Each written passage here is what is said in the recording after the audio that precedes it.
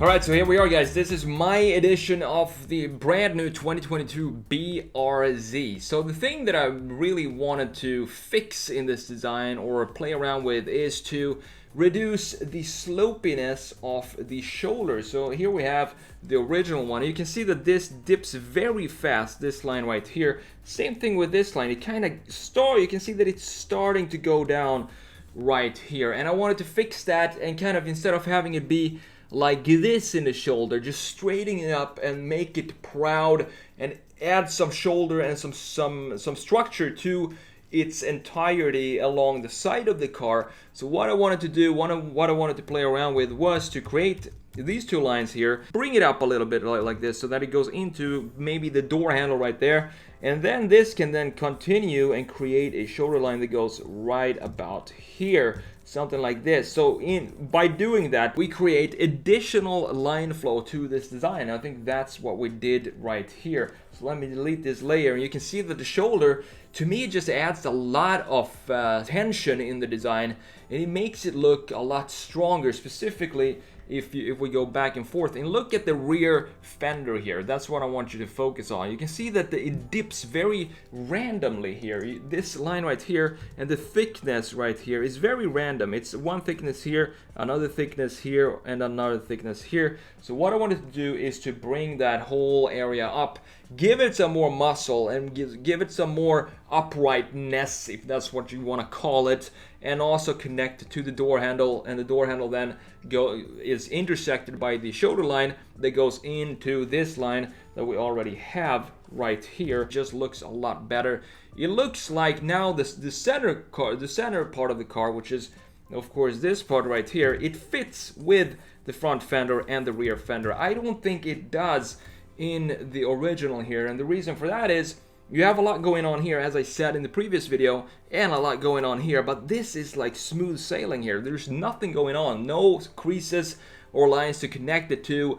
Very busy, the front end and the rear end, connect them somehow, and I think that's what I did here with this tiny little, it's a little edge in the door, but it does so much to the overall design of the car. Another thing that I did here was to just clean up the front here. I think this looks a lot better than it does on the stock version. I'm going to show you the before and after once I'm done talking here, so you can see it for yourself in your own time. But I wanted to clean up the side intakes right here and have it be the same kind of thickness all the way, and not have it go like this when we have on the original one right here as well. And last but definitely not least, adding some wheels to this car that plants the car on the ground. And as I've said 50,000 times before, if it was me, if I could choose whether I want a very, very smooth, comfortable ride on this much sidewall on the tires and 15-inch wheels, or do I want a bit harsher ride on maybe 19s, maybe even 20-inch wheels, I'm always going to go for the less comfortable one, but the ones that looks right on the car, and the wheels that plant it on the ground and make the connection to the surface. Remember, the wheels are the only part of the car that connects to the ground. It needs to look good, it needs to just fit right and make the car planted on the road. I'm a simple guy when it comes to wheels. I don't like overstyling in wheels. I do love multi-spoke wheels in most cases. One of my favorite wheels of all time are the BMW Alpina wheels. I think they are fantastic, even though they are very, very, very hard to clean, and it takes a long time to do that. But that's what I wanted to show you, just a quick video today to have some fun with the new BRZ. I think this turned out great. I would love to have this on the driveway right here. And talking about the color real quick, I wanted to make it blue. I wanted to do the blue one. It has some tradition with Subaru to have that special blue, but I also love the gray one, the silver one. So why not combine those two and have a little hint of blue in the silver here? I think it looks absolutely fantastic, specifically when you have that in combination with the red calipers that goes well with the rear lights right there. Some red dots all over this car, and maybe make this even clear, the side indicator there, but doesn't bother me too much. So that's about it. Thank you so much for watching. If you want one E30 BMW t-shirt, you can go and check that out in my shop down below. We have a lot of t-shirts, new t-shirts right now, so go check them out if that is something that you're interested in. Thank you so much again for watching. I'm the TheSketchMonkey. Take care, and I'll see you in the next video.